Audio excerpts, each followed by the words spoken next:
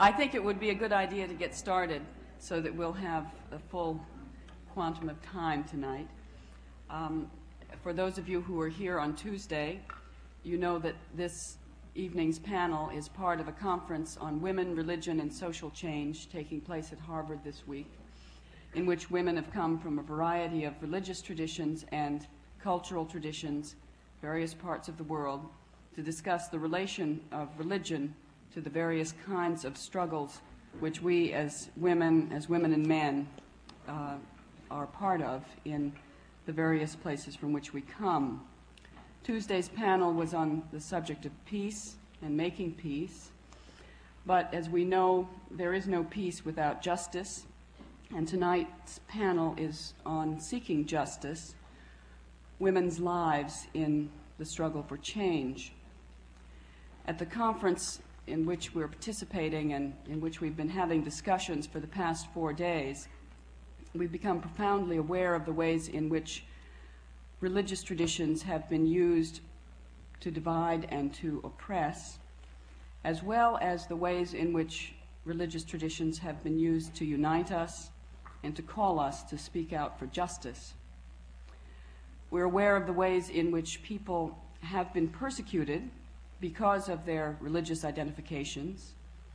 All of us have in our conscience memories of the Holocaust. We are aware of the ways in which others have been silenced with imprisonment or exile because they've dared to speak out for justice, including members of this panel. Aware of the ways in which people have been discriminated against because of race or class or sex or caste.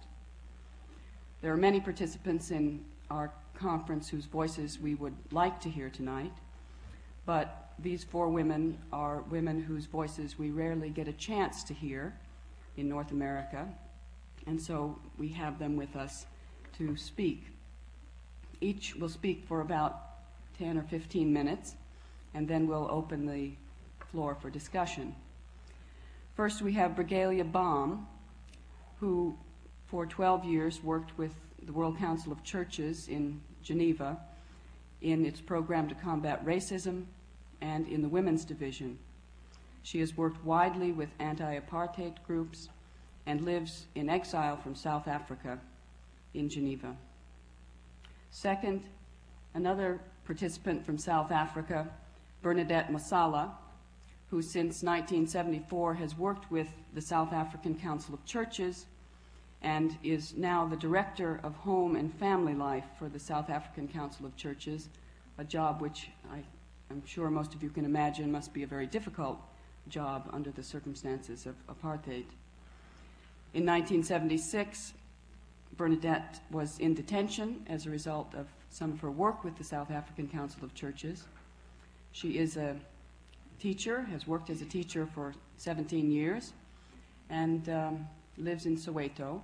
And on this day especially, as we have remembered at the conference the anniversary of the Soweto uprising, we're very much conscious of the presence of these 2 South Africans with us. We also have with us Nawal Sadawi, an Egyptian medical doctor, psychiatrist, writer, feminist, who has written on a variety of things, who has written novels, who has written many books on women in the Middle East, and who, for some of her outspoken opinions, both on women and on political problems, was imprisoned during the last days of the Sadat regime. Her most well-known book in the United States, one of 2 which has now been translated into English, is The Hidden Face of Eve. And finally, we have with us Julia Esquivel, a Guatemalan writer, theologian, poet, a strong political voice on behalf of the suffering of the people of Guatemala. Julia is a representative of the Committee of Justice and Peace of Guatemala and of the Guatemalan Committee for Patriotic Unity. She has written one book which has been translated into English called Threatened with Resurrection, and has said to us repeatedly that it is because she is a Christian that she is a revolutionary. And translating for Julia tonight will be Irma Gonzalez. So without further introduction, I'd like to have Regalia Bomb begin.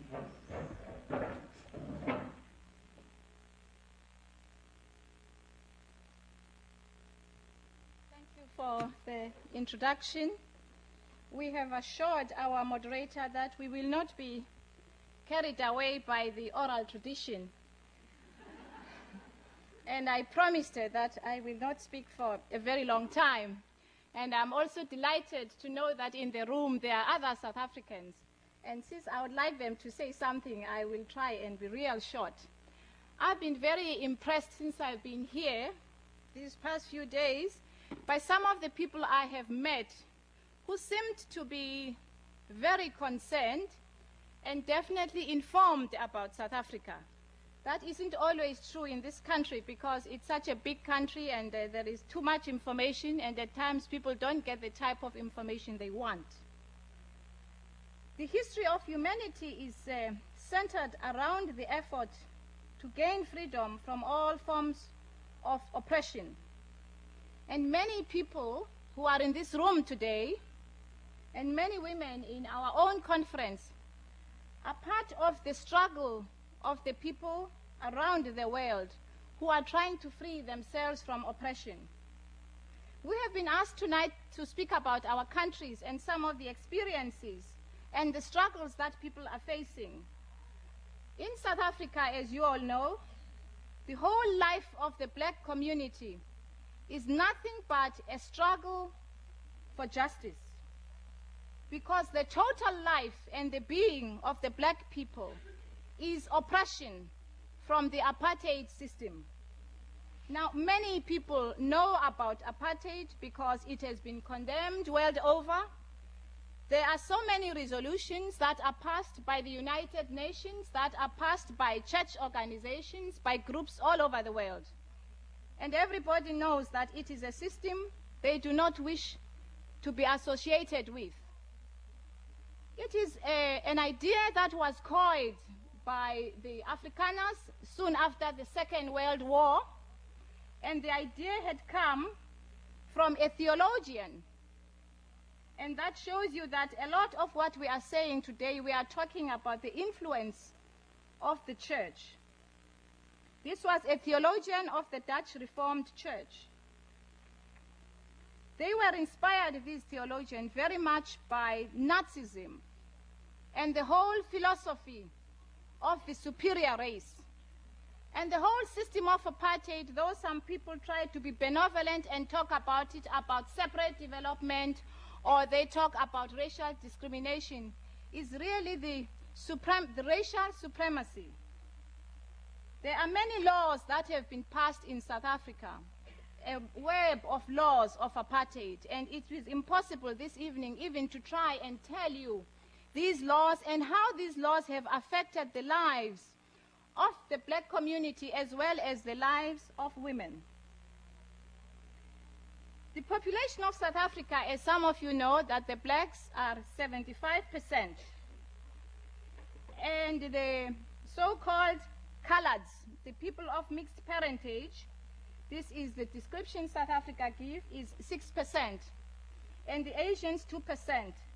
The reason I give you these minor details on these groupings and all this is because of the current discussion that is going on in South Africa on the Labour Party. We will not go into that. But what the government is attempting to do now is to separate the black groups so that they can get the support of the Asians in South Africa and the support of the so-called, by the government, the colored groups. The struggle in South Africa has been going on for a long time, long before the system of apartheid was introduced. Some of you might recall, those of you who are keen students of history, that as early as 1910, it was the British government that handed over the absolute power to the government of South Africa. And it was at that point, when the Land Act was introduced in South Africa in 1913, that we were completely dispossessed of our land. And today, The land in South Africa is owned by the minority, 80% of the land, and the majority are living in the barren parts of South Africa. Now, the women are part of this struggle, and the women in South Africa are also affected by all the laws of apartheid. They have to carry passes. They are also not considered to be the citizen of South Africa, and they have problems in coming into the urban areas. They have no opportunities for education. They are discriminated at work. You name it. A lot of experiences women in South Africa, of course, are also the problems that the women face the world over. But there are those peculiar situations of women in South Africa that in the midst of plenty of that wealthy country, the mothers in South Africa who live in the rural areas have to struggle for food to feed their children. One of the stories that Bishop Desmond Tutu tells, which was a very popular story 2 years ago, was that he visited, as you know, he's the bishop and the general secretary of the South African Christian Council of Churches. He visited one of the so-called resettlement, that is the barren places where the Africans are sent, and went to a home and asked this young girl, "What do you eat?" And the child said, "We have no food, but we have to go to our neighbors to borrow food." And he said, "Now when do you return the food?" "Well, we never really return the food we borrow." "And what do you do when there is no food?" "We drink water." "For how many days?" And the young girl says, "Sometimes for 2 days. We drink only water, we have no food." And this is a country that produces 15 different kinds of mineral resources.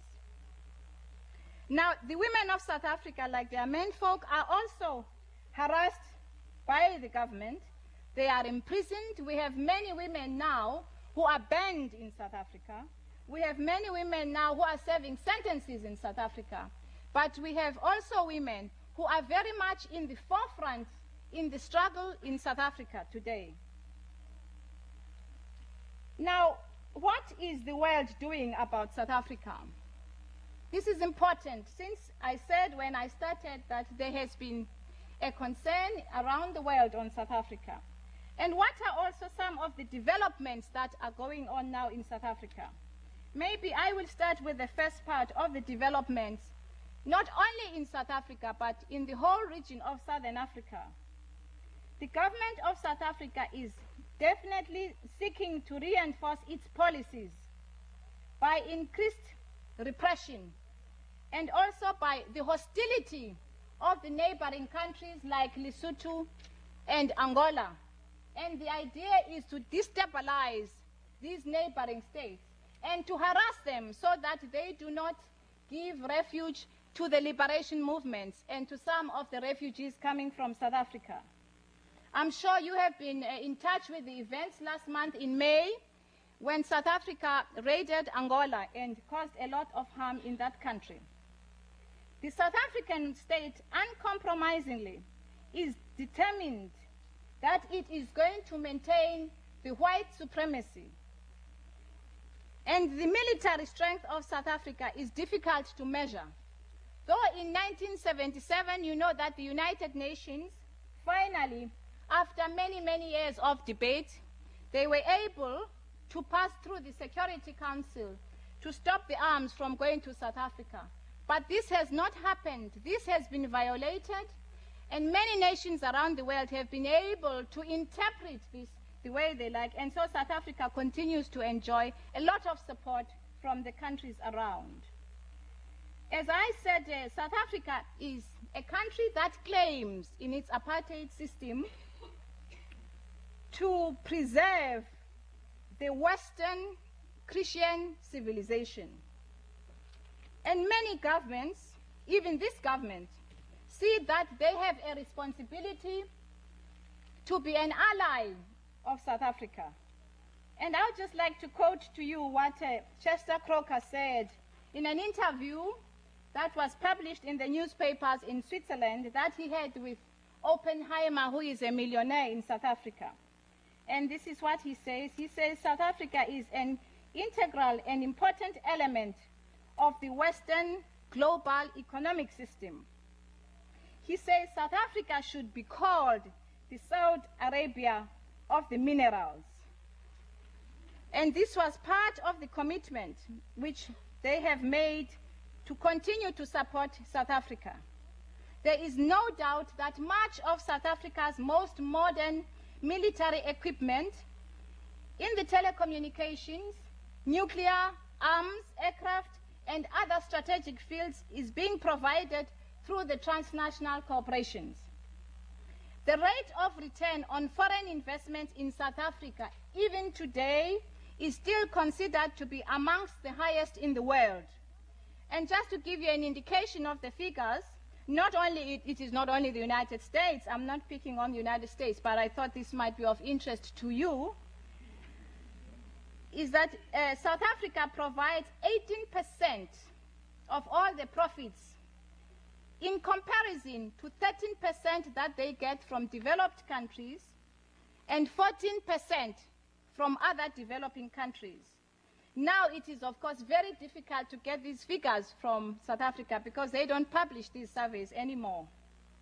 There has been an illusion, I think, with many of our corporations in which they reason that if you improve the standard of the black community by providing employment and the training, and some of you, I'm sure, are familiar with the codes that have these codes of conduct of the TNCs. But people forget that those are reforms. None of those codes, the best of them, are going to dismantle the system of apartheid. Not only has the economic growth failed in South Africa to benefit black people, instead economic growth has been paralleled by more repression in nearly all spheres of life you can think of. Black people, as I said, continue to be harassed, they continue to be sentenced, they continue to have to be banned, they are tortured, they are killed. Today in South Africa, there are over 2,000 transnational corporations with a capital that is estimated at 15 billion. And what is discouraging is that this is coming and from most of those countries that are condemning the system of apartheid. But there is a problem is how do the countries who condemn the system of apartheid then show it in a practical way by making the sacrifices and not continue to support that system. It is true that the liberation of South Africa is going to come from the people of South Africa themselves. It is true that the women of South Africa have organized themselves. They are very active in trade unions. They have formed organizations to support the workers. They have formed organizations to support the families of the workers. And they continue to ask questions. And they continue to be critical of what is going on in the country. And for the first time in South Africa, the women who are working as domestic servants have been able to organize themselves. So there is a lot that is going on in spite of the fact that it is very, very difficult in South Africa for people to organize themselves because, as you know, meetings are banned now and many of the organizations have been banned. But one of the things I would like to say finally is that though we know that South Africa is our problem and the struggle is our own, we are part of the world community. We are part of the world that has interest in South Africa. And I would like to ask our sisters and brothers who are here to show their solidarity with us by doing some of these following things. And that is persuade your governments to get out of the arena of conflict. Because Southern Africa and South Africa is an arena of conflict. Persuade your governments not to invest in South Africa and to give loans to the racist regime of South Africa. Support the liberation movements, support the trade unions in South Africa, and put pressure on your governments not to send immigrants to South Africa. Because now, for the first time, there are soldiers that are being sent to South Africa. And the latest figures we got is that out of every 400 soldiers, there are 4 who are foreigners. Most of them are coming from the United Kingdom. Let alone that the immigrants in South Africa, because of the problems of unemployment, have increased. And we will ask those who are supporting our struggle who are helping us to work on these issues right in their own countries. And of course, tourism continues to go on in South Africa. And of course, in the area of sport, you are all informed. Continue to work on that and discourage any of your teams to go to South Africa. And that is my message today for those of you who wish to support us as we struggle for justice in our country. Thank you.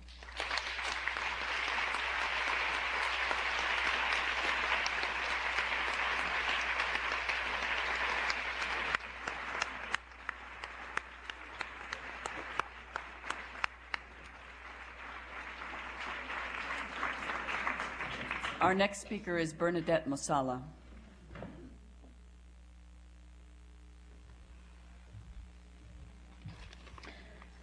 I come to speak to you this morning with a rather heavy heart, it being June 16. It's not an intellectual thing, intellectual matter. When I recall on June 16, 1976, when I stood and saw 6,000 kids being shot at by the police, and some dying, even that youngster, Hector Peterson, who was hardly 13 years. And yet, we have to come and speak of seeking justice in this world. Be that as it may, I'm here to speak on the lives of women in the struggle for change. Justice is of necessity goes hand in hand with change. If there is to be justice, it means the existing situation has to change. But it does become painful when the need for change becomes the order of the day, as the case is where I come from. Tonight I wish to say something about women's lives in the struggle for change. To do that, I want to highlight areas in which women are deeply involved. Suffering is perhaps the word that encapsulates women's struggle for change or their search for justice in South Africa. Because women in the Transkei wanted to live with their husbands working in Cape Town, Crossroads came about. Crossroads received a lot of international publicity, but I sometimes wonder if people in the Western world fully understand what this step meant for these women. These women leaving their homes I call comfortable, as far as our standards are concerned, left these homes to go to a piece of barren, sandy patches of land interspersed with a few short bushes. Their husbands lived in the usual single-sex hostels where women are not allowed. On getting to Cape Town, they had to find odd pieces of plastic, sheets of cardboard, rusted pieces of corrugated iron, and what have you, to put up shacks in which they had to live. We are here talking of rural women, some of whom were coming to an urban area for the first time in their lives, women who were motivated and driven by anger and suffering and even hunger in the rural areas. Their husbands are migrant workers, a system that supports the economy of the country, a system that was condemned roundly by the Dutch Reformed Church Synod in 1975 as, I quote, the cancer of our society, close quote. A system, the statement claimed, that could not leave the white South African society untainted. At this synod, a lot was said and a lot was documented that was saying the right things about the migrant labor system. And perhaps when you talk about the Dutch Reformed Church, you ought to know that the Dutch Reformed Church is usually known as the Nationalist Party at prayer.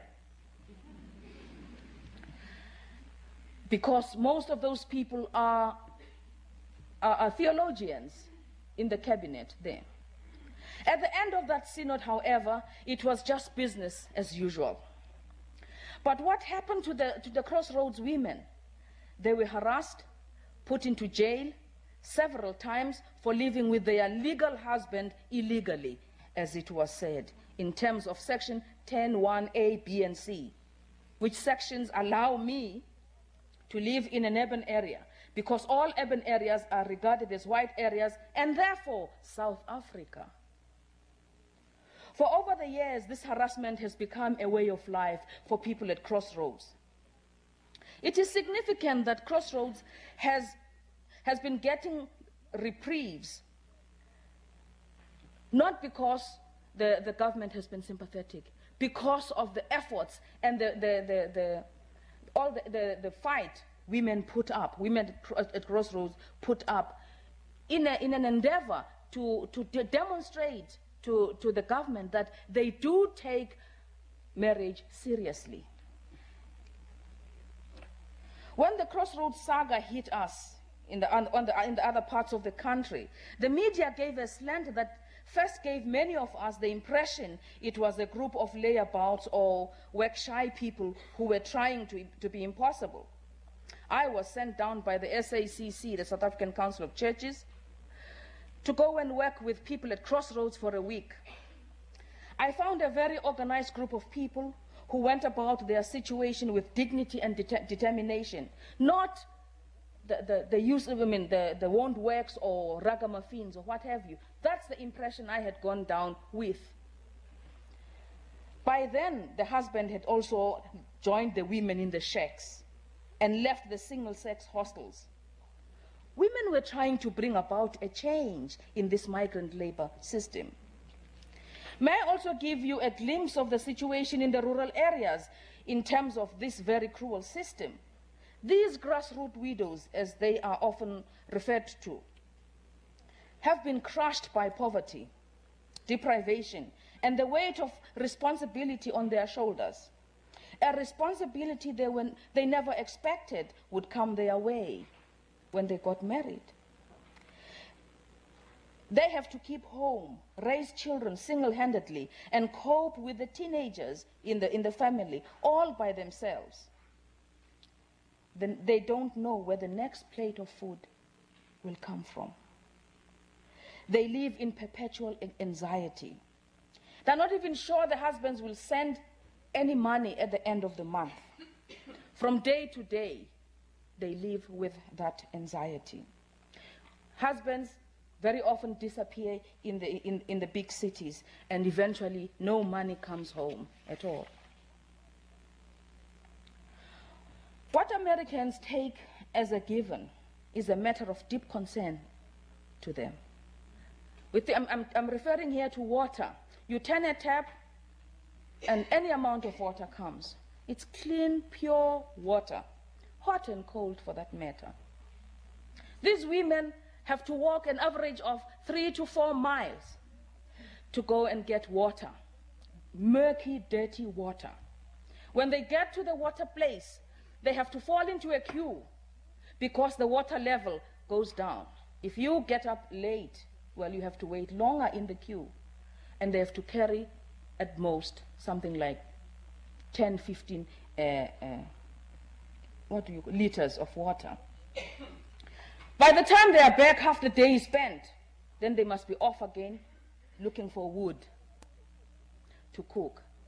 And by the time they come back, they're so exhausted. They're doing all this with a baby strapped on their backs and that big tin of water on their heads. When they come back, very many people, especially visitors, will say, oh, they don't eat properly. Why don't they make it attractive, change the menus when you have had to walk over 40 miles a day? Do you have the strength, the creativity of coming up with an attractive menu? I wouldn't. The second issue which I would like to speak about is that of uprootals, very often euphemistically referred to as resettlements. They are uprootals. This happens when whole communities are moved from one place to another against their will, and because the system wants to achieve its own intentions. Here we are speaking of communities that have lived in that particular locality for generations and have owned sizable pieces of land, and which they have inherited from father to son and so on. Where a piece of land, sizable pieces of land on which they could live, and they are moved. When they get resettled, they get small patches to accommodate a little matchbox. Now we have a house, typical house in South Africa, the whole right through the length and breadth of South Africa, one plan which was devised by MC Porter. It's just enough for that house, little house, and nothing more, and a little tin latrine, and hardly any yard at all. There's simply no comparison between what they owned before and this little patch of land. I don't wish to get into the psychological effects this has on the people. Suffice it to say, the community spirit gets destroyed completely. I remember there was a community that was uprooted up in Zibidiela, in the northern Transvaal. Now, the Council of Churches always rallies around to help people at least keep alive. And then when we got there, people were very angry. We had taken a tractor. And they said, "Why do you bring this? Don't help us. Let us die because the government wants us to die."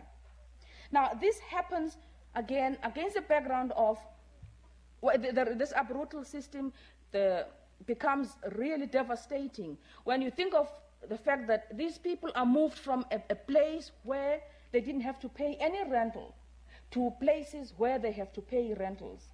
And there is the flow of cash within that kind of settlement is simply non-existent. And old age people always go there to get there and die. Now, this is the kind of thing that keeps going on. I have to stop. Some of you may be, just to wind up, some of you may be tempted to think of the struggle only in terms of detentions and harassments politically and bannings and all that, which I would not discount at all. But I believe the struggle of these women, both in the resettlement areas so-called and in Crossroad, cannot be sufficiently marveled at. And the tenacity of purpose and the strength of spirit that keeps them going is something out of this world.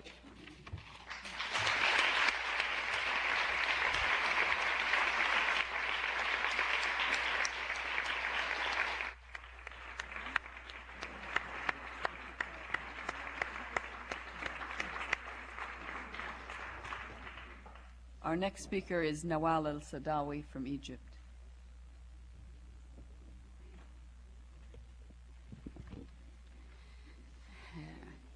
Well, good evening, everybody. It's very difficult to speak about justice here. In fact, I am here because of injustice. And I'm speaking as a woman from Egypt, the Middle East, the Arab region, a medical doctor who left my profession because of injustice. In fact, maybe here in this room there are some medical doctors who are working as medical doctors and know that our profession is unjust.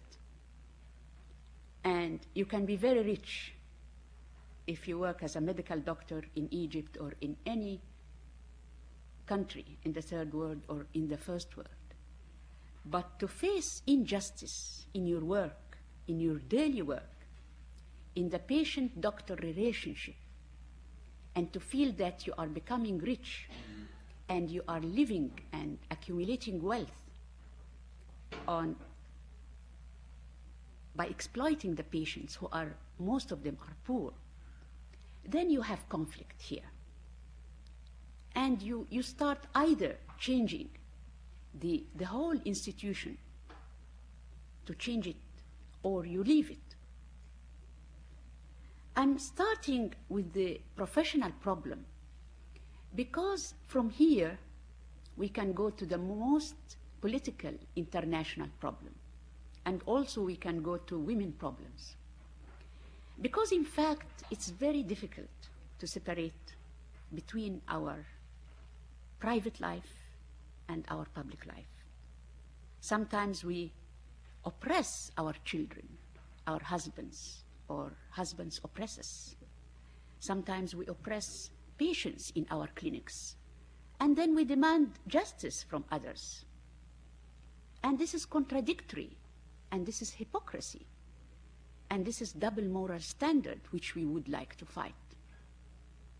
So in fact, to speak about justice here in North America, in the United States, and we've been speaking now in the last 4 or 5 days, how the United States, as a superpower, as a regime, is participating by the most sophisticated technology, military technology, bacteriological wars,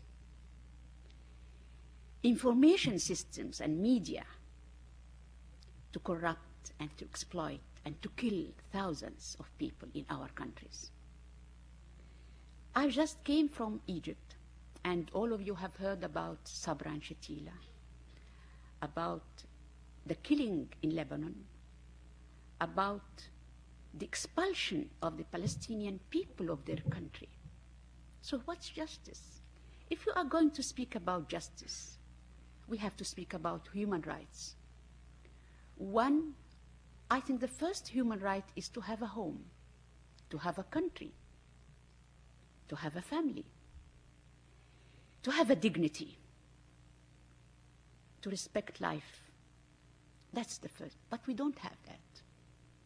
And I think that what's happening, that we are going more and more to more injustice, more and more to more killing, more and more to be illusioned by the human rights and by the slogans of human rights.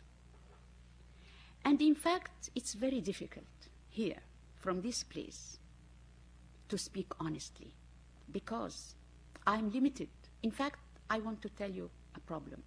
Yesterday, when we were just planning for this session, I felt injustice, even in speaking, because somebody came to me and said, well, the South African problem, there is no problem in the United States. They can speak freely.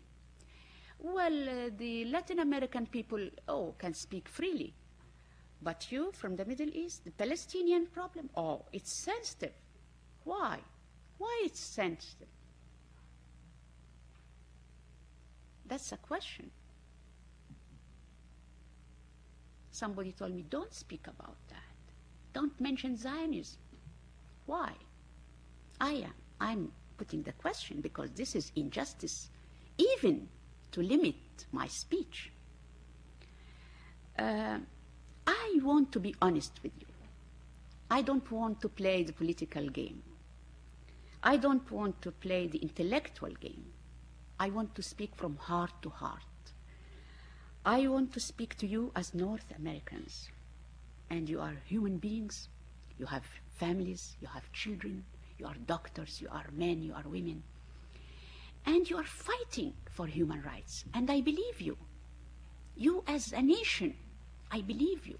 And quite a lot of you are against your regime, are fighting against your regime. And that's positive. You have the privilege to fight your regime. I don't have this privilege to fight my regime in Egypt. I go to jail. When I stood in front of Sadat and said, what you are doing does not convince me, I was put in jail. So, in fact, we are facing injustice every minute in our life because we don't have freedom. We don't have democracy. You have democracy here, more or less. You can speak. You can write. You can stand up and say, well, regime is doing so and so in the Middle East, in South Africa, in Latin America. We can do that. But why, as one of my American friends was just talking to me at breakfast this morning and telling me, well, in the newspapers and in the New York Times, we are reading every day about the interference of the U.S. regime in Latin America, in the Middle East, in South Africa, the killing. We hear about that. And even the newspaper do not hide it. They say that the U.S. regime interfere in Latin America and here and there. And they write about that. And we are used to it. We became addicted to it, that we read it every day and we do nothing about it. And that's dangerous, really. And that's dangerous, that killing, we read about killing, you read about killing in other countries and you take breakfast and that's it. We have to do something about that, because that's why I'm here, in fact, to travel and to come. It's very tiring to travel and to fly for 14 hours and come here. But to speak to you, to tell you the truth, to have this chance to hear from us. Because usually you read about us, but you don't hear realities about us. This is injustice. Because the international information media is unjust, is completely unjust. They give you the information they want. It's not the real information. The international political order is unjust. The international economic order is unjust. Everything is unjust. The international relationships is based on injustice. So, how can we get out of that? We learn from history that it's not enough to have the right by your side. You must have the power too. So we have to learn as people to be powerful. But how to be powerful in front of gigantic powers, military powers? As I mentioned in the conference, a gun can kill thousands. A bomb can kill thousands. Even if we politically organize ourselves to become powerful, how can we face this technological war, this bacteriological war? And I was just hearing from my friend here in Latin America that thousands were sick in the war because of the bacteriological war.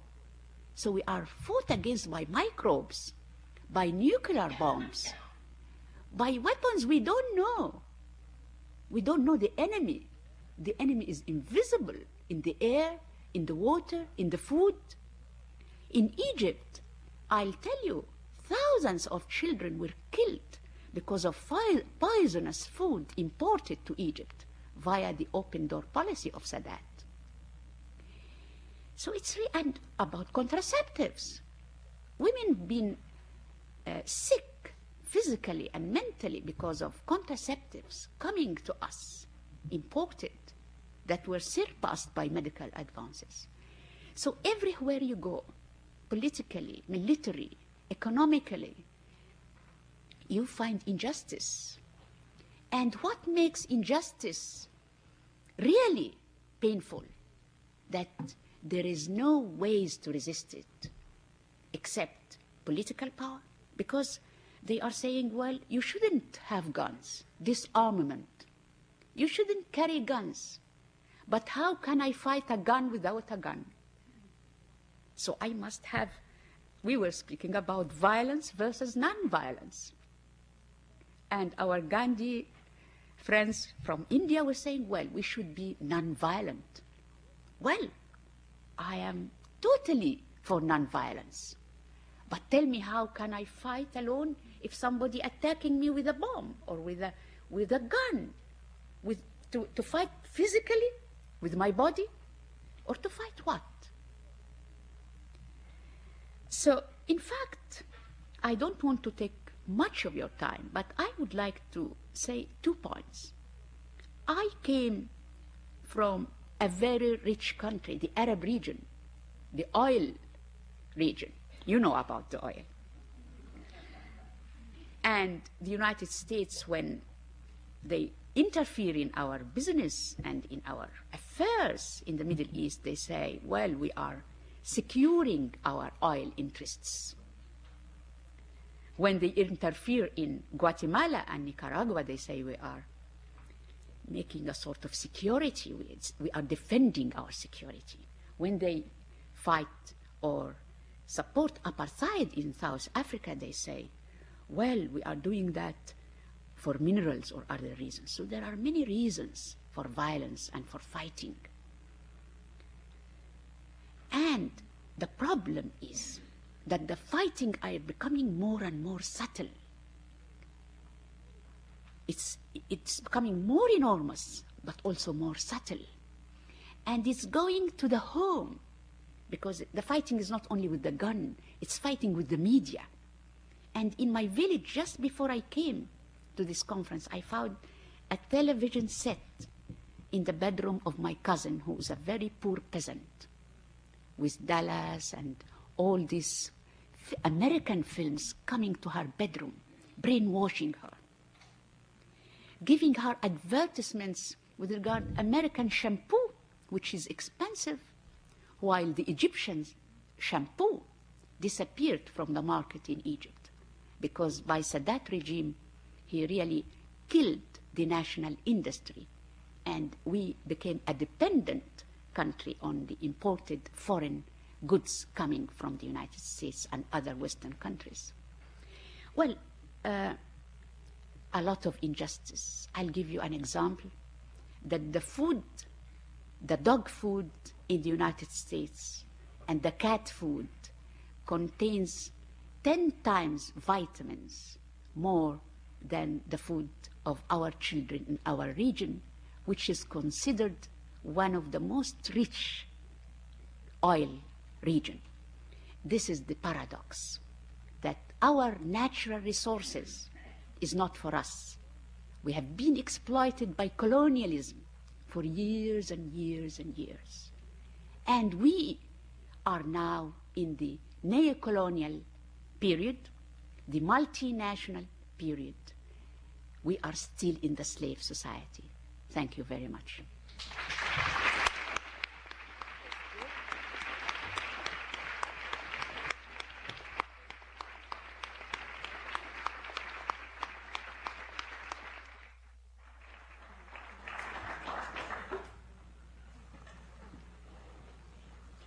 Our next speaker is Julia Esquivel. In introducing her, I don't think I previously said that though she is Guatemalan, she also is now living in exile from Guatemala because of her outspoken political alliance with her people.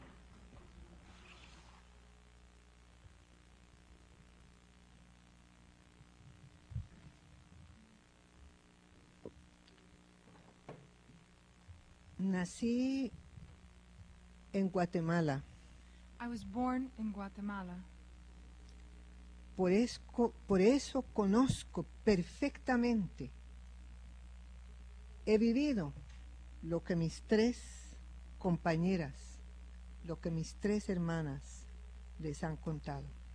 This is why I know perfectly, because I have lived what my 3 sisters have said to you. Es la misma situación que vivimos por las mismas causas. It is the same situation that we live for the same reasons.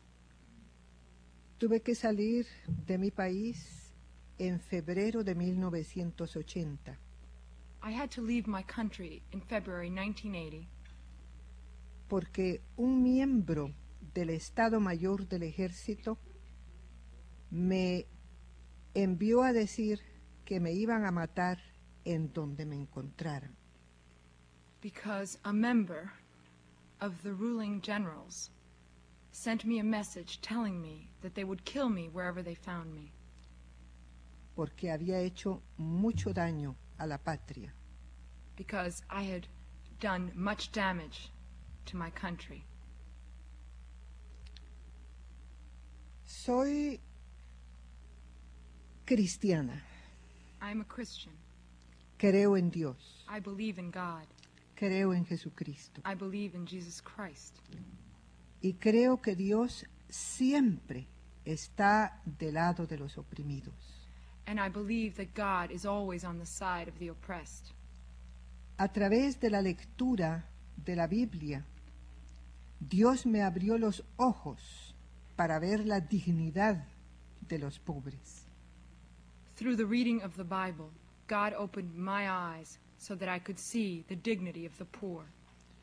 Y sé que Dios da la fuerza a mi pueblo para organizarse y para luchar por su libertad. And I know that God gives my people strength to organize themselves and to struggle for liberty. Creo profundamente en las palabras proféticas de Ana, la madre de Samuel. I believe profoundly in the prophetic words of Anna, of Anne, the mother of Samuel. Las mismas palabras de María, la madre de Jesús. The same words spoken by Mary, the mother of Jesus. Dios levanta del polvo al pobre God lifts the poor up from the dust, y a los soberbios los hace caer de sus sitios de poder. and God makes the proud fall from their places of power. Por mi fe, porque soy cristiana, soy revolucionaria. Because of my faith, because I am a Christian, I am a revolutionary. Soy maestra de educación primaria. I am a primary school teacher. Soy profesora de educación secundaria. I am a professor of secondary school. Estudié teología en Costa Rica y en Suiza. I have studied theology in Costa Rica and in Switzerland. Y sigo reflexionando mi fe, que es la misma fe de mi pueblo que está luchando por libertad. And I continue to reflect on my faith, which is the same faith of my people who are struggling for freedom. Trabajé como voluntaria durante 4 años con jóvenes delincuentes. For 4 years, I worked as a volunteer with delinquent youth. Mi encuentro con ellos me provocó una crisis y una conversión. My meeting with them provoked in me a crisis and a conversion. Por ellos conocí lo que es injusticia social. Through them, I learned what social injustice is. Por ellos supe lo que era tener hambre Through them, I have learned what it is to be hungry y no tener que comer. and not have a thing to eat. Tener frío y no tener en dónde pasar la noche. To be cold and not know where to spend the night. Supe y conocí lo que era ser mujer, ser madre y tener que vender su cuerpo para darle de comer a sus hijos. I have known what it is to be a mother, and to have to sell my body to give food to my children. Porque muchas de las madres de estos muchachos se prostituían para poder dar de comer a sus propios hijos. Because many of the mothers of these youths had to prostitute themselves in order to give their children food to eat. Por trabajar con ellos, por haberlos conocido, supe lo que eran los tribunales de justicia de mi país. Because I worked with them, because I've known them, I know what the places of justice are in my country. Conocí lo que era la policía de mi país. I learned what the courts were like in my country, what the police was like in my country. Conocí lo que era la corrupción gubernamental de mi país. I learned about the governmental corruption in my country. Por ellos conocí a los pobres. Through them, I got to know the poor, Los barrios pobres que rodean la ciudad de Guatemala. the poor neighborhoods that surround Guatemala City. Y por ellos conocí o empecé a conocer la pobreza espiritual de varias iglesias evangélicas de mi país.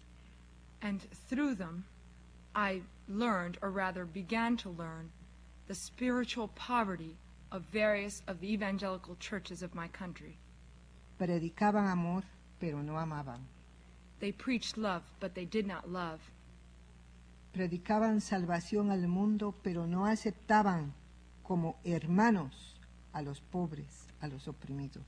They preached the salvation of the world, but they did not accept as sisters and brothers the poor of the world. Porque yo fui miembro de una iglesia fundamentalista. Because I was a member of a fundamentalist church. No fue fácil. It was not easy. Desde 1970 fundé una revista ecuménica que se llamaba Diálogo para pastores, sacerdotes y agentes de pastoral. In 1970, I founded an ecumenical magazine by the name of Dialogo, for priests, pastors, and lay people involved in the church. Para reflexionar sobre esta situación. To reflect on the situation. Para denunciar la injusticia. To denounce injustice. Al mismo tiempo, trabajé en una comunidad rural. At the same time, I worked in a rural community. En una parroquia católica. In a Catholic parish. Ayudando al sacerdote en su tarea de párroco. Helping the priest in his task as parish minister. Y en esa comunidad recibí el mejor curso de exégesis bíblica. And in that parish, I received the best possible course in biblical exegesis. Y se me empezaron a abrir los ojos a la esperanza. And my eyes started to open up to hope. Entendí con profunda alegría las palabras maravillosas de Jesús. I understood with profound joy the wonderful words of Jesus. Yo te bendigo, Padre. I bless you, Father. Señor del cielo y de la tierra. Lord of the heavens and of the earth. De haber escondido estas cosas a los sabios y entendidos. Because you have hidden these things from the wise and the learned. Y de haberlas revelado a los pequeños. And because you have revealed them to the small ones. Sí, Padre. Yes, Father. Porque esta ha sido tu voluntad. Because this is your will. Organizamos un equipo ecuménico y la primera comunidad ecuménica de base. We organized an ecumenical team and the first base ecumenical community. Y descubrí la riqueza litúrgica de la Iglesia Católica.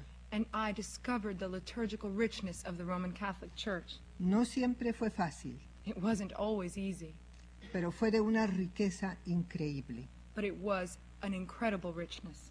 Y allí, con la gente, and there with the people, con los pobres, with the poor, sintiendo su hambre, feeling their hunger, llorando sus lágrimas, crying their tears, aprendí lo que es el sistema capitalista. I found out what the capitalist system is. Una máquina de muerte constante. A machine of constant death. En ese pueblo se nos morían 7 de cada 10 niños que nacían. In that town, 7 of every 10 children who were born died. Y los que sobrevivían eran sumamente débiles.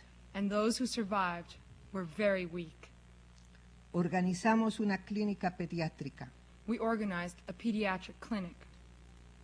Organizamos clases para las madres lactantes. We organized classes for nursing mothers. Organizamos programas de alfabetización. We organized literacy programs. Organizamos programas de educación agrícola. We organized educational programs for agriculture. Nos empezamos a organizar contra la muerte. We began to organize ourselves against death. Pero todo nuestro esfuerzo era como darle una aspirina a un enfermo de cáncer. But all our struggle was like giving an aspirin to someone who's dying of cancer. Viajaba a la costa sur visitando comunidades campesinas que se organizaban para recuperar la tierra que legalmente les pertenece. I traveled to the southern coast, visiting communities who were struggling to recover the land that had been taken away from them, that belonged to them. Un pedacito de tierra para sobrevivir. A small bit of land, enough to survive. Y les visitaba y ahí se nutría mi esperanza. And when I visited them, my hope was nourished. Fundamos otros periódicos para los campesinos. We founded other newspapers for peasants. Viajaba por todo el altiplano occidental, I traveled all around the high plain, the western high plain, reuniéndome con grupos de catequistas, getting together with groups of catechists, con pastores campesinos, with peasant pastors, con animadores de comunidades, with community activists, con promotores de salud. with health workers. En diciembre de 1975 In December 1975, estuve 10 días en la selva de Lishkan. I spent 10 days in the jungle of Lishkan.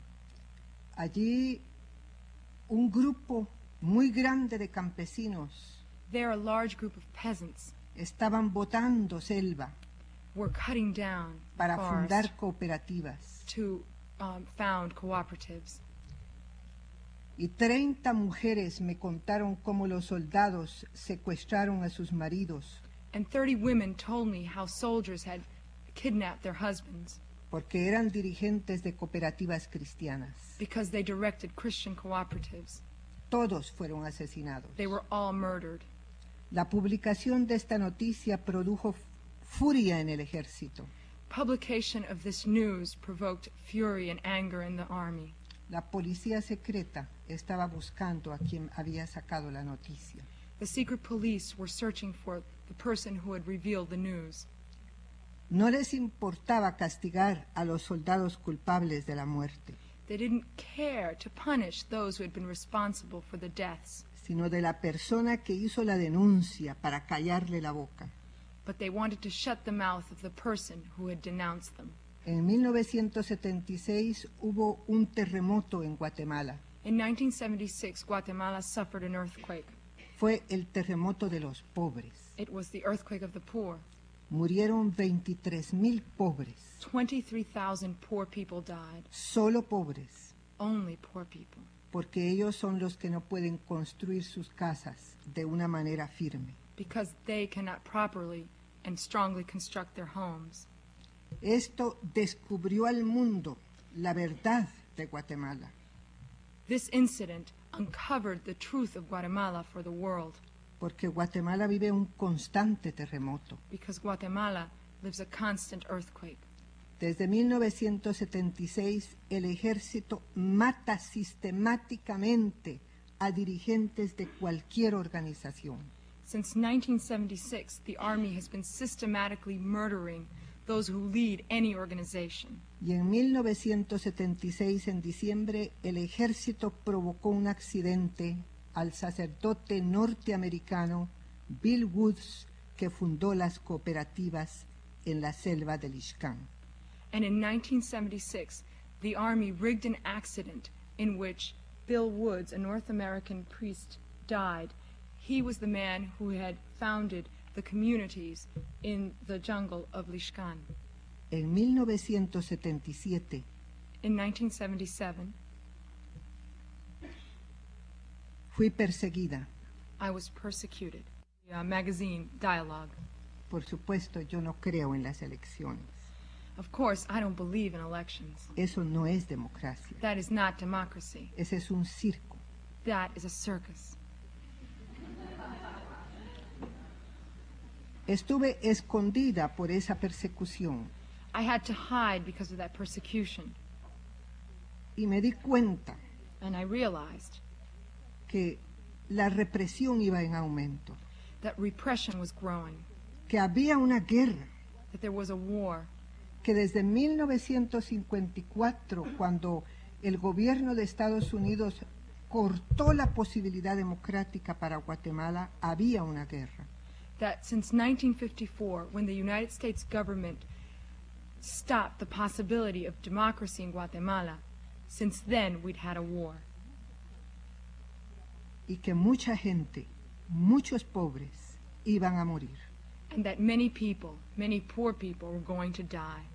Comprendí la cercanía de la guerra I realized the closeness of war, y no quería vivirla, and I didn't want to live it. no quería aceptarla. I didn't want to accept it, Y tuve una crisis muy fuerte. and I had a very strong crisis. Pero hay una guerra en mi país. But there is a war in my country. Y desde 1954 hasta 1978, el gobierno mató 100,000 personas. And from 1954 till 1978, the government has killed 100,000 people Por motivos políticos. for political reasons. Campesinos, Peasants, estudiantes, students, obreros, workers, algunos profesionales, some professional people, mujeres. women. Organizamos entonces el Comité Pro Justicia y Paz. Then we organized the Committee for Justice and Peace. Cuando teníamos una reunión con cristianos de todo el país, When we had a meeting of Christians from the whole country, nos llegó la noticia de la primera masacre masiva. we received the news of the first massive massacre. El ejército había matado 142 indios quechíes. The army had killed 142 Quechua people, a native people, para que no continuaran un proceso jurídico en los tribunales para que les devolvieran su tierra. They were murdered in order that they not continue the legal process that they had initiated to have their lands returned to them. En esa zona está una compañía multinacional explotadora de níquel. In that zone where they live, there is a multinational exploitive company, a company that manufactures nickel. No hay necesidad de explicación. I don't need to explain. El 25 de julio de 1970, en octubre de 1978, el ejército masacró mucha gente. In October of 1978, the army massacred many people. Y en diciembre de 1978, And in December of 1978, el ejército secreto anticomunista, the secret anti-communist army, que es un brazo del ejército nacional, which is only one arm of the national army, clandestino, clandestine, hidden, me acusó de marxista-leninista. accused me of being a Marxist-Leninist. El 25 de julio de 1979, 7 hombres armados de ametralladoras me detuvieron en la calle. On the 25th of July of 1979, 7 men armed with machine guns stopped me in the street. Estábamos celebrando la victoria de Nicaragua, We were celebrating Nicaragua's triumph porque la victoria de Nicaragua es nuestra victoria, because Nicaragua's victory is our victory, como la lucha de África del Sur es nuestra lucha, like the struggle of South Africa is our struggle, como el sufrimiento de los palestinos es nuestro sufrimiento, like the suffering of the Palestinians is our suffering, como la victoria de Vietnam es nuestra victoria. like the victory of Vietnam is our victory. Y estos hombres, me cogió uno de un brazo y otro de otro brazo, And one man or 2 men grabbed me, one on either side, y me dijeron, nos acompaña a la policía. and they said to me, accompany us to the police. Y yo dije, jamás. And I said, never. Eran las 6 de la tarde y toda la gente estaba saliendo de su trabajo. It was 6 o'clock in the evening and everyone was coming out of work. Yo estaba enfrente de la municipalidad de Guatemala I was in front of the municipal offices of Guatemala. y me dijeron, nos acompaña. And they said to me, come with us. Yo les dije, suélteme porque me ensucian. I said to them, let me go, you're dirtying me. Pero si quieren, me matan aquí, mátenme aquí. But if you want to kill me here, kill me here. Pero nunca me voy a ir con ustedes a la policía. But I'm never going to go with you to the Pero police. yo gritaba, But I was screaming porque yo quería que la gente viniera. because I wanted the people to come to me. Y yo les dije, mátenme, mátenme aquí. And I said to them, kill me Pero here. no me voy. But I'm not going. Tortúrenme aquí, Torture me here, como hacen con las mujeres like you do with en el women campo. in the fields. Y los hombres se quedaron un momento asustados. And the men held back for a moment, scared. Pero después uno de ellos me dijo, deme la cámara, porque yo llevaba una cámara fotográfica. But then one of them said to me, give me your camera. I was carrying a camera. Y yo se la di. And I gave it to him. Y en ese momento estaba mucha gente rodeándome. And in that moment, there were many people gathered around me. Vino un auto muy lujoso con hombres con corbata A very luxurious car approached with men dressed in suits inside. y me dijeron, señora, usted es periodista. And they asked me, lady, are you a journalist? Yo dije, sí, soy corresponsal de una revista suiza. I said, yes, I am the correspondent of a Swiss magazine.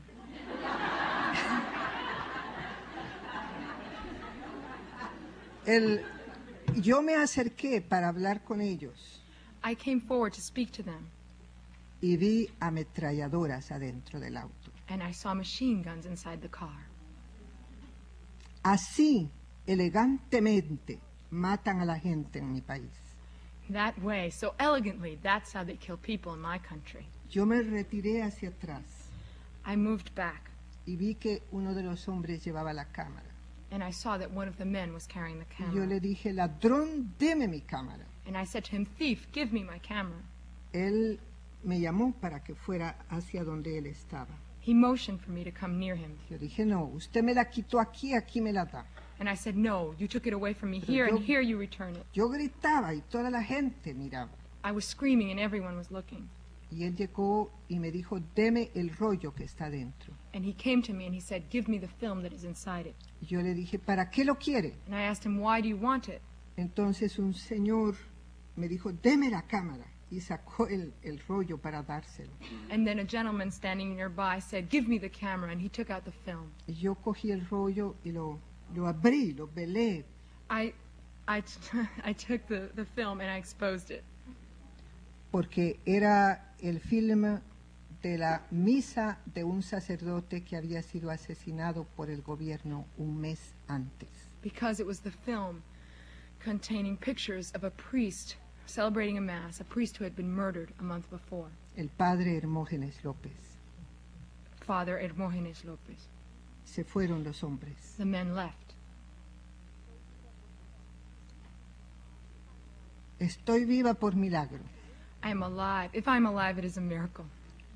Por eso creo en Dios. That's why I believe in God. Porque Él me salvó la vida. Because God saved my life. Él me dio fuerza en ese momento. God gave me strength in that moment.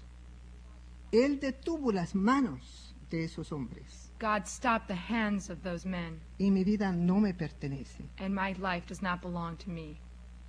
Creo en la justicia, en la lucha por la justicia. I believe in justice and the struggle for justice. Creo en la guerra popular revolucionaria. I believe in the popular revolutionary war. Lucho por un cambio social. I struggle for social change. La lucha por la justicia, para mí, es expresión de nuestro amor histórico. The struggle for justice, for me, is an expression of our historic love. Es amor hacia los pobres, hacia los oprimidos, hacia los débiles. It is love for the poor, for the oppressed, for the weak. Para mí, la lucha por la justicia es luchar por la justa distribución de los medios de producción. For me, the struggle for justice is the struggle for the just distribution of the methods of production, La justa distribución de la tierra, the just distribution of land, del petróleo, of oil, de los minerales of minerals, y la justa distribución de la producción. and the just distribution of production. Porque para mi pueblo la tierra es el pan de cada día. Because for my people, the land is the bread, the daily bread. Y porque Dios, el Señor, And because God, the Lord, el Dios de Moisés, the God of Moses, en uno de los libros de la ley, in one of the books of the law, dijo, mía es la tierra, Moses said, "Mine is the land," dice el Señor. says the Lord. La tierra no será vendida para siempre. The land will not be sold forever.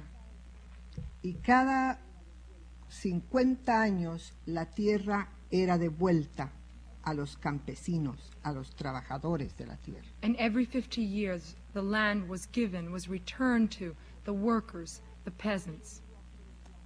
Y Jesús dijo, yo he venido a proclamar el año de la liberación. And Jesus said, "I have come to proclaim the year of liberation." La justicia es entonces expresión de una lucha por la igualdad, por la fraternidad, por la paz.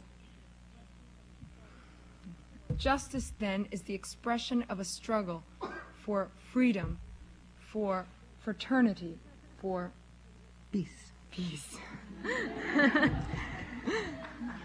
Los ricos de mi país conspiran contra Dios The rich of my country conspire against God cuando se apropian de la tierra, when they appropriate the land, cuando explotan al hombre, when they exploit human beings, subvierten la voluntad de Dios, when they, and in this way they subvert the will of God, porque se quieren hacer dioses de mi pueblo. because they want to become the gods of my people. Y el gobierno de este país And the government of this country ayuda helps a mantener esa injusticia. to maintain that injustice. El actual gobierno de este país apoya a un general genocida en mi país. The current government of this country supports a genocidal general in my country Que ha cometido más de 300 masacres en el área rural. who has committed more than 300 massacres in the rural areas. Nosotros queremos la paz, We want peace, pero no cualquier paz. but not just any peace. Los falsos profetas hablan de paz. False prophets speak of peace. El general Ríos Montt predica paz, General Rios Montt preaches peace, la paz de los cementerios. the peace of cemeteries. Pero Dios dice que el fruto de la justicia es la paz. But God says that the fruit of justice is peace. Es esa paz por la cual estoy luchando. It is that peace for which I struggle. La misma paz por la que están luchando en África del Sur. The same peace for which they are struggling in South Africa. La misma paz por la que están luchando en El Salvador. The same peace for which they are struggling in El Salvador. La misma paz que quiere el gobierno sandinista y el pueblo de Nicaragua. The same peace that the Sandinist government and the people of Nicaragua want. Paz sobre justicia internacional. Peace over international justice. Muchas gracias. Thank you very much.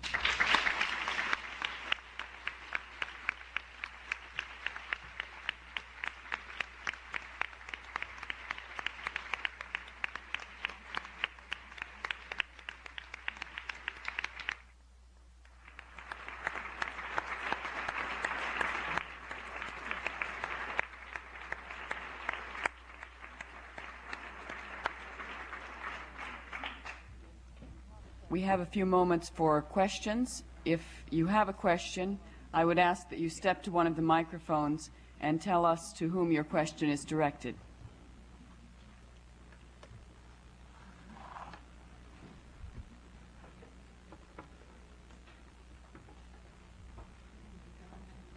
Yes. Good.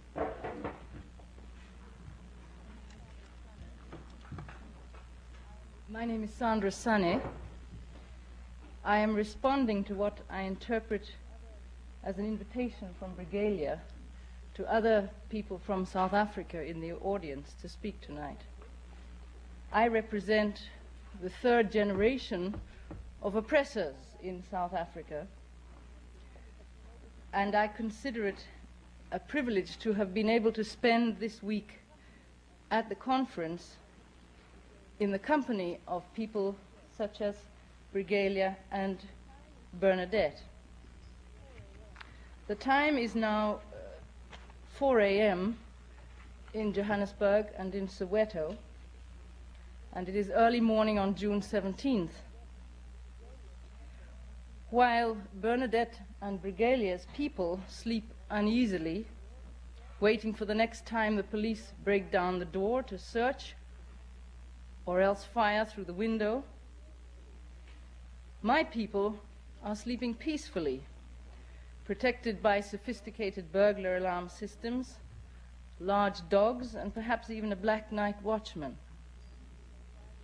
Tomorrow morning, while Regalia and Bernadette's people's children and their own children attend schools which give them a second-class education in preparation for being second-class citizens, the children of my people will attend well-equipped schools where they will receive, quote, a Christian national education, unquote, which will prepare them for their Christian role as leaders by divine right.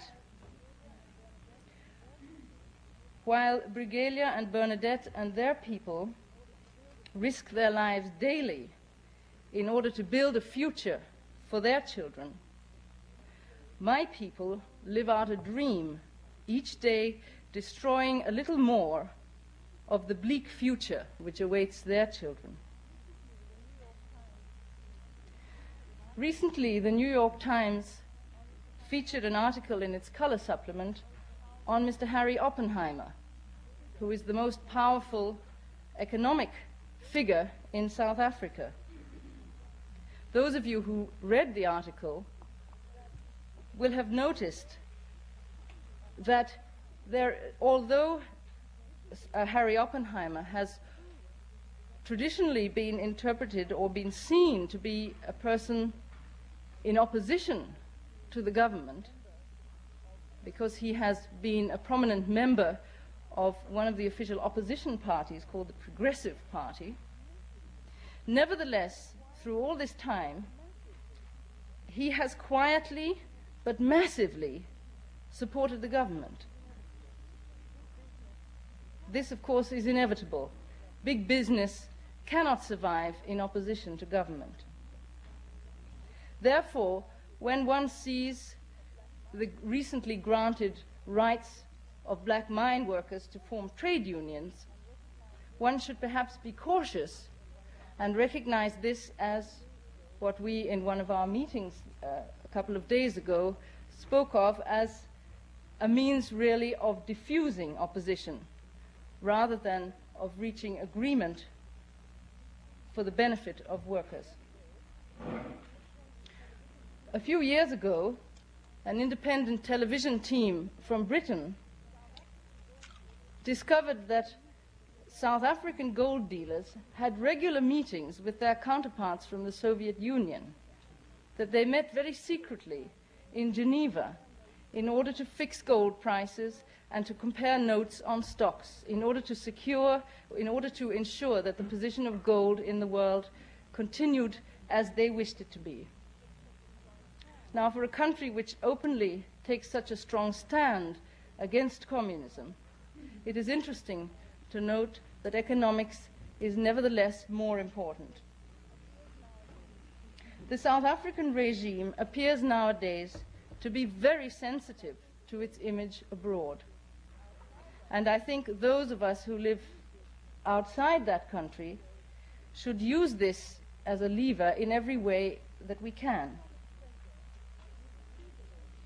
Economic pressure is a feasible and important way of bringing about change from the outside. Divestment is a start. South Africa cannot survive without its economic ties with the United States, Britain, France, West Germany, and Israel. While Regalia and Bernadette and their sisters and brothers live out their struggle day by day, let us work and pray for a future for all our children. Because, as Bernadette said, the strength that keeps them going is out of this world. Thank you.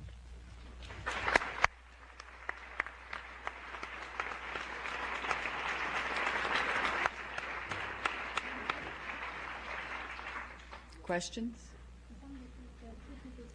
Yes. I'd like to address my question to Ms. Bam. I know that Israel has been supplying South Africa with military hardware for some time. What other countries have been doing the same? Are you talking of the time after 1977? I believe so. Or before then? France, of course. France was supplying arms, though now the new government has given an assurance that they have stopped even to recognize the licenses. But we don't know, the present government, but we hope that this is true. But what has happened is that there has been arms that are going through other countries. For instance, I don't know if you followed here in the United States in your press about the arms that were, this must have been in May, that came through Denmark. And we were talking not so long ago to the Danish group to find out whether these arms were coming from Denmark or they'd come from somewhere else. But what has happened from the research they are doing is that the violation isn't really sending the arms direct to South Africa. They come through other ports.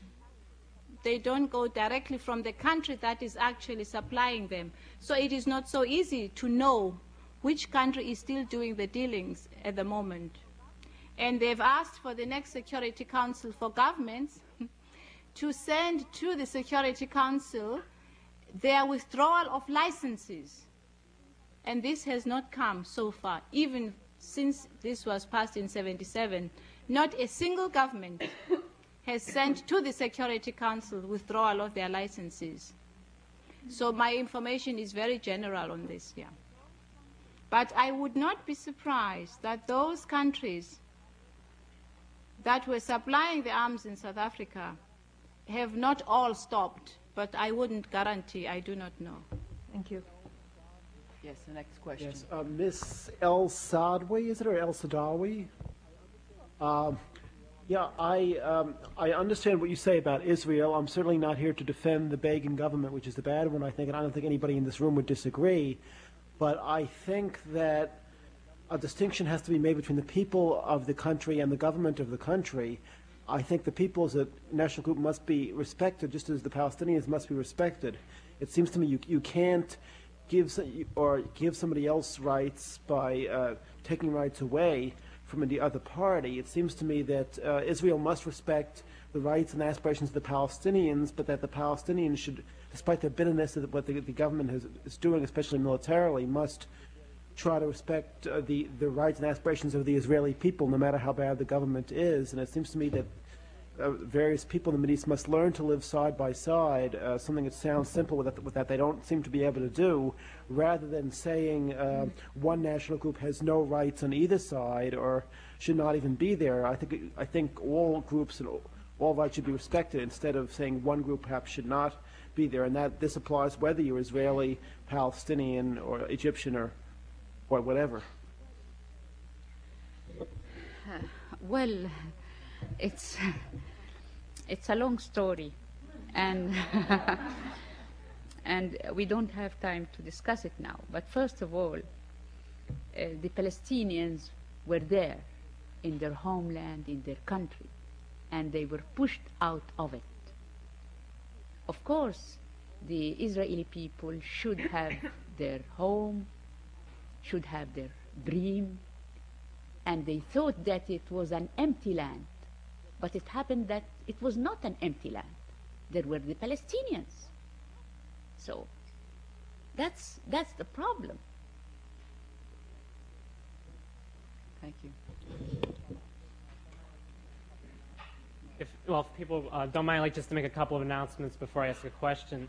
To continue the discussion on Central America, I passed out a literature to many people here about a major conference on Central America, which will be a week from Saturday at University of Massachusetts in Boston. There'll be speakers from El Salvador, from the Salvadoran Women's Association, from the Democratic Revolutionary Front, speakers from the government of Grenada, and from Nicaragua. And I think it'd be really important for people to attend the conference and continue this discussion on what the United States government's doing in Central America, and hearing a bit from the people from Central America, such as the presentation by Julia Esquivel tonight about what's happening in their countries. Also, we just found out today there'll be a visit next Wednesday in Boston of 7 people from the Atlantic coast of Nicaragua, Mosquito, Suma Indians, people who President Reagan says are being oppressed by the Nicaraguan government. And these people are going to give their side of the story, that they are supporters of the revolution. Several of them are Catholic priests. Some are Moravian ministers and people in the Moravian church. And that's going to be at MIT next Wednesday at 7:30. You can ask me or other people from the Central America Solidarity Association for information. We also are participating in the movement to create refugee sanctuaries for refugees from Guatemala and El Salvador. And there are meetings starting. There'll be a meeting in 2 weeks at the Paula Center, at the Community Church, Wednesday, June 29th, if people want to get involved in working with churches and getting churches to establish themselves as sanctuaries for the refugees. I'd just like to ask Compañera Esquivel about the statements of Mr. Stone this week when he went to Guatemala and said Rios Montt is a fine Democrat and a man of integrity. Okay.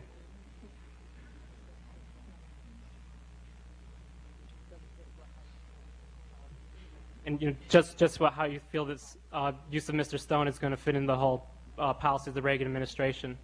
How do you feel what? How she feels Stone's appointment as a special envoy to Central America fits in the whole situation in the region.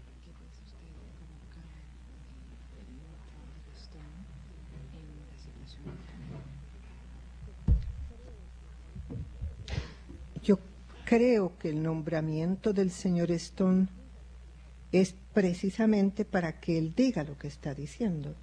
I think that the appointment of Mr. Stone is precisely so that he can say what he is saying.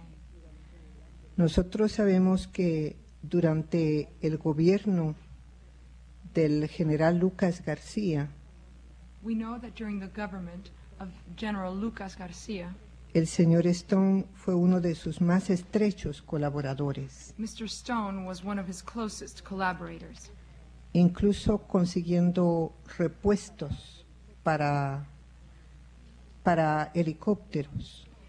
he even got replacement parts for helicopters. Helicópteros desde los cuales se ametralla a las poblaciones civiles que son base de la resistencia. Helicopters from which the civil population, which is the base of the struggle, from which that population is machine gunned to death. A nosotros no nos extraña que el señor Stone diga que Ríos Montt es un hombre bueno, We're not surprised that Mr. Stone should say that Rios Montt is a good man. pero sí es importante señalar But it is important to note que el general Ríos Montt predica como cristiano. that General Rios Montt preaches as a Christian. Esto quiere decir que manipula la religión This is to say that he manipulates religion con intereses políticos. with his political interests, Y que al predicar como cristiano, and in preaching as a Christian, al predicar sobre unidad familiar, in preaching about family unity, al pedir perdón porque tiene que matar, in asking pardon because he has to kill, está tratando de crear una imagen nueva a nivel internacional, he's trying to create a new image on the international level. de tapar con una máscara He's trying to hide with a mask los crímenes cometidos por el ejército. the crimes that the army has committed. Pero sí es peligroso But it is dangerous porque muchos grupos fundamentalistas de Estados Unidos y de Europa because many fundamentalist groups from the United States and from Europe están llegando a Guatemala para ayudar económicamente a mantener las aldeas estratégicas. are coming to Guatemala to help economically maintain these strategic towns, Que son verdaderos campos de concentración, which are actually concentration camps, donde se da comida por trabajo, where food is given in exchange for work. pero al mismo tiempo el ejército incendia las siembras, los cultivos y destruye los bosques. But at the same time, the army is burning the fields that have been cultivated and the forests. Y hay 200,000 campesinos comiendo huyendo en las montañas, en los barrancos. And there are 200,000 peasants who are fleeing in the mountains. Quieren dominarlos por hambre. El hambre es un arma. They're trying to dominate them with hunger. Hunger is a weapon. Y después llega el ejército a darles comida como buenos. And then the army arrives to give them food like they were good. Y se quiere usar esto como una prueba de que él es bueno. And he wants to use this as proof that he is in fact good. I think it's about time to close unless I don't see anyone at the microphone. Is there one question in the back?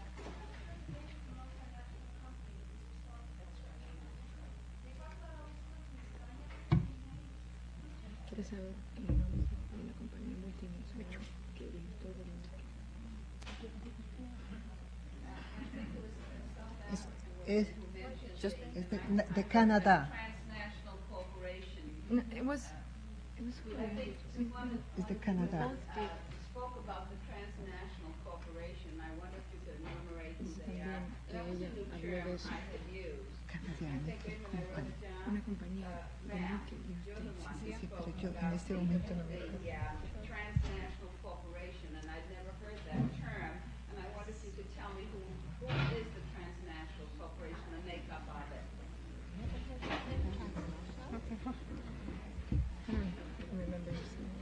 I don't have a list here of. You have never heard the term? I have not heard the term. Oh, But I'm very much involved, and I wondered if somebody else asked that question too. Yeah, some people use the name multinational companies. Trans is the new trans because it's a company that has head offices like here in the United States or London, and you use transnational because then they have got the same company operating in South Africa. So that is a term that is very much now used, I think, in the United Nations terminology. Yeah, more than multinationals. But I don't know if it has any. There are so many, I wouldn't know which one not to mention.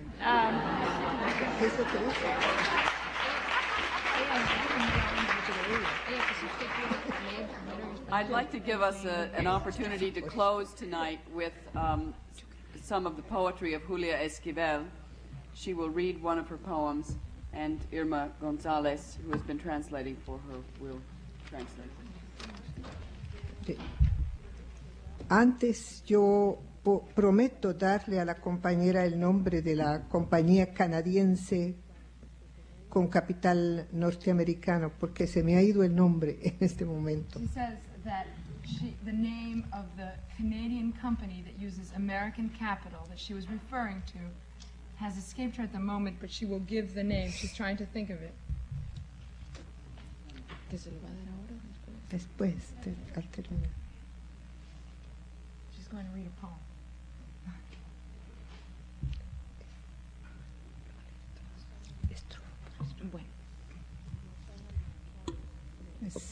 Nos han amenazado de resurrección. They have threatened us with resurrection. Lo que no nos deja descansar, hermano, no es el ruido de la calle, no son los gritos de los jóvenes que salen borrachos del St. Paul, no es el barullo de los que pasan agitados hacia las montañas. It isn't the noise in the streets that keeps us from resting, my friend, nor is it the shouts of the young people coming out drunk from St. Paul's bar, nor is it the tumult of those who pass by excitedly on their way to the mountains. Lo que no nos deja dormir, lo que no nos deja descansar, lo que no deja de golpear aquí dentro, es el llanto silencioso y cálido de las indias sin sus maridos. Es la mirada triste de los niños, clavada más allá de la memoria, en la misma niña de nuestros ojos, que durante el sueño velan cerrados, en cada diástole, en cada sístole, en cada despertar. There is something here within us which doesn't let us sleep, which doesn't let us rest, which doesn't stop pounding deep inside. It is the silent, warm weeping of Indian women without their husbands. It is the sad gaze of the children fixed there beyond memory, in the very pupil of our eyes, which, during sleep, though closed, keep watch with each contraction of the heart in every awakening.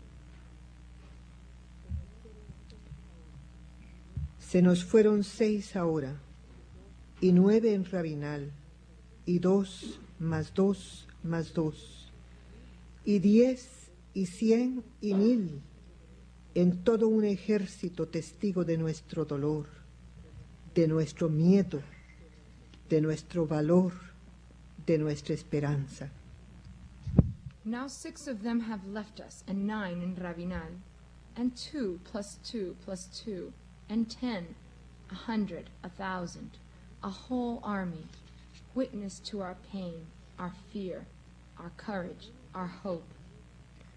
Lo que no nos deja dormir es que nos han amenazado de resurrección, porque en cada anochecer, fatigados ya de los recuentos sin fin desde 1954, todavía seguimos amando la vida y no aceptamos su muerte.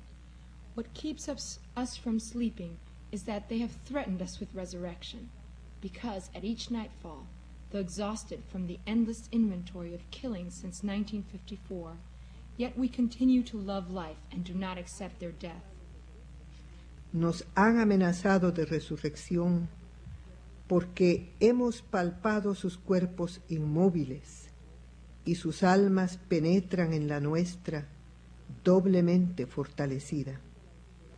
Porque en este maratón de la esperanza siempre hay relevos para aportar la fuerza hasta llegar a la meta, más allá de la muerte. They have threatened us with resurrection because we have felt their inert bodies and their souls penetrated ours, doubly fortified. Because in this marathon of hope, there are always others to relieve us in bearing the courage necessary to arrive at the goal which lies beyond death. Nos han amenazado de resurrección porque no nos podrán arrebatar ni sus cuerpos, ni sus almas, ni sus fuerzas, ni su espíritu, ni su misma muerte, ni menos aún su vida, porque ellos viven hoy, mañana y siempre en la calle bautizada con su sangre, en el aire que recogió su grito, en la selva que escondió sus sombras, en el río que recogió su risa, en el océano que guarda sus secretos, en los cráteres de los volcanes, pirámides del alba que tragaron sus cenizas. They have threatened us with resurrection because they will not be able to wrest from us their bodies, their souls, their strength, their spirit, not even their death, and least of all their life, because they live today, tomorrow, and always on the streets, baptized with their blood, and in the air which gathered up their cry, in the jungle that hid their shadows, in the river that gathered up their laughter, in the ocean that holds their secrets, in the craters of the volcanoes, pyramids of the new day, which swallowed up their ashes. Nos han amenazado de resurrección porque ellos están más vivos que nunca, porque pueblan nuestras agonías, porque fertilizan nuestra lucha, porque nos levantan cuando caemos, porque se yerguen como gigantes ante el miedo de los gorilas enloquecidos. They have threatened us with resurrection because they are more alive than ever before, because they transform our agonies and fertilize our struggle, because they pick us up when we fall and gird us like giants before the fear of those demented gorillas. Nos han amenazado de resurrección porque ellos no conocen la vida. Ese es el torbellino que no nos deja dormir, por el que dormidos velamos y despiertos soñamos. They have threatened us with resurrection because they do not know life. That is the whirlwind which does not let us sleep. the reason why asleep we keep watch and awake we dream. No, no son los ruidos de la calle, ni los gritos de los borrachitos en el St. Paul, ni la algarabía de los deportistas. Es el ciclón interior de una lucha de colores que sanará aquella herida del Quetzal abatido en el Ixcán. Es el terremoto que se acerca para sacudir el mundo y poner cada cosa en su lugar. No, it is not the street noises, nor the shouts from the drunks in St. Paul's bar, nor the noise from the fans at the ballpark. It is the internal cyclone of a kaleidoscopic struggle, which will heal that wound of the Quetzal fallen in Ixcán. It is the earthquake soon to come that will shake the world and put everything in its place. No, hermano, no es el ruido de la calle lo que no nos deja dormir. Acompáñanos en esta vigilia y sabrás lo que es soñar. Sabrás entonces lo maravilloso que es vivir amenazado de resurrección, soñar despierto, velar dormido, vivir muriendo y saberse ya resucitado. No, brother, it is not the noise in the streets which does not let us sleep. Accompany us then on this vigil, and you will know what it is to dream. You will know how marvelous it is to live threatened with resurrection, to dream awake, to keep watch asleep, to live while dying, and to already know oneself resurrected.